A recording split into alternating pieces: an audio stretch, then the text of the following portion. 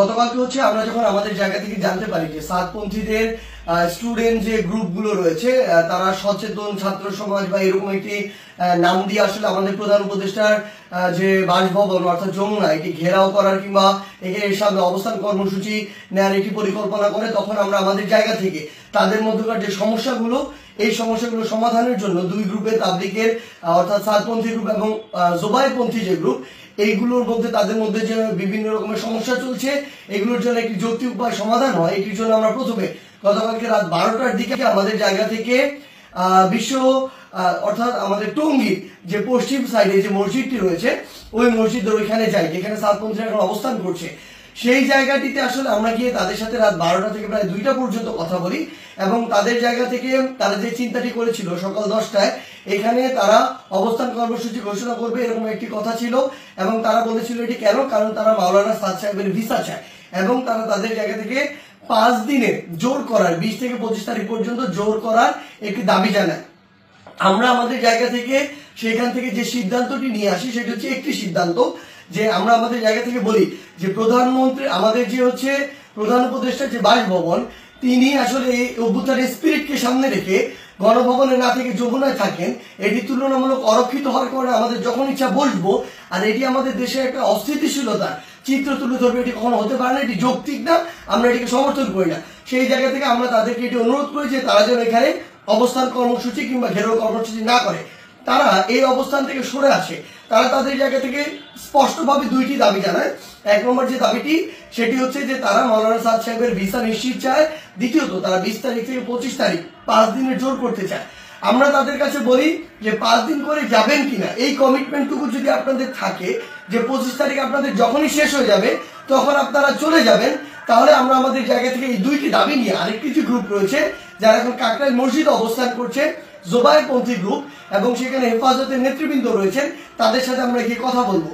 তারা যখন এই কথাটি দেয় যে তারা এই কমিটমেন্টটি করছে 25 তারিখে তারা ছেড়ে দিবে, আমরা সেখান থেকে রাত 2টার দিকে কাকরাইল মসজিদে আসি। সেখানে আমাদের জোবায়েরপন্থীদের যারা মাওলানা রয়েছেন, যারা সিনিয়র নেতৃবৃন্দ রয়েছেন তারা ছিলেন, হেফাজতের যারা সিনিয়র নেতৃবৃন্দ মাওলানা মাদুনুল হক সাহেব, মাওলানা মাহফুজুল হক সাহেব তারা ছিলেন, সকলে ছিলেন। আমরা যখন তাদের সাথে আলোচনা করছি রাত 2টা থেকে 3টা যখন ক্রস করে যাচ্ছে তখন এই আলোচনা চলাকালীন সময় আমাদের কাছে ফোন আসে যে সাতপন্থীদের যে গ্রুপটি রয়েছে সেখান থেকে তারা তাদের জায়গা থেকে ওই যে আরেকটি যে মাঠ রয়েছে যে মাঠটি হচ্ছে ইস্তেমার যে মাঠ, যে মাঠটি সেদিকে যাওয়ার জন্য তাদের 10-15-20 হাজার মানুষ আসলে ওই রকম একটি তাদের পরিকল্পনা কিংবা মুভ দেখা যাচ্ছে। আমরা সাথে সাথে সাতপন্থীদের যে মাওলানা আব্দুল্লাহ সহ আরো 2 জনকে ফোন দিয়ে বলি যে আপনাদের সাথে এটি কথা হয়েছে যে আপনারা 10টা এখানে বসবেন না এবং আপনাদের 2টা দাবি নিয়ে আমরা আমাদের জায়গা থেকে এখনই আরেকটা গ্রুপের সাথে কথা বলবো, কালকের মধ্যে অর্থাৎ আজকেই আপনাদের 2 গ্রুপের বসার ব্যবস্থা করব, মাওলানা সাদ সাহেবের ভিসা বা এই সংক্রান্ত আলোচনা সেখানে হবে। এই যে আমাদের 5 দিন যে আপনারা থাকতে চাচ্ছেন এই কমিটমেন্ট যদি আপনারা দেন সেটি নিয়েও সেখানে আলোচনা হবে।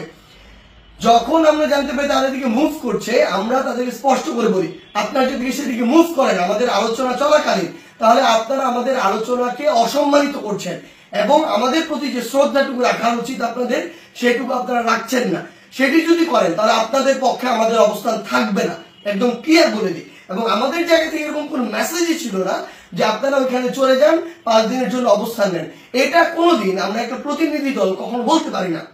এটা পুরো একটি সরকারের বিষয়, মন্ত্রণালয় বা উপদেষ্টাদের বিষয় এবং প্রশাসনের সামগ্রিক একটি ডিসিশন। ইভেন গাজীপুর মেট্রোপলিটন পুলিশের ডিসিশন দেওয়ার কেউ না। সেই জায়গা থেকে তারা এইসব কোনো কিছু তোয়াক্কা করে যেটা হলো যে সেইখানে এই দখলের বিষয়টিতে সেদিকে চলে যাওয়া হলো এবং ফাইনাল এখানে একটি সংঘর্ষ ঘটলো, যেই সংঘর্ষে 3 থেকে 4টি প্রাণ আমরা হারিয়েছি। আসলে সবচেয়ে গুরুত্বপূর্ণ কথা গতকালকে আমরা তাদেরকে বলেছি যে তাবলিগের আসলে আপনারা যেই কাজগুলো করছেন এগুলো তাবলিগের স্পিরিটের সাথেও যায় না, এগুলো ইসলামের মুসলিমের স্পিরিটের সাথেও যায় না, কোনো কিছুর সাথে যায় না। এখানে আপনাদের ব্যক্তিগত গোষ্ঠীগত কোনো জিনিসের মানে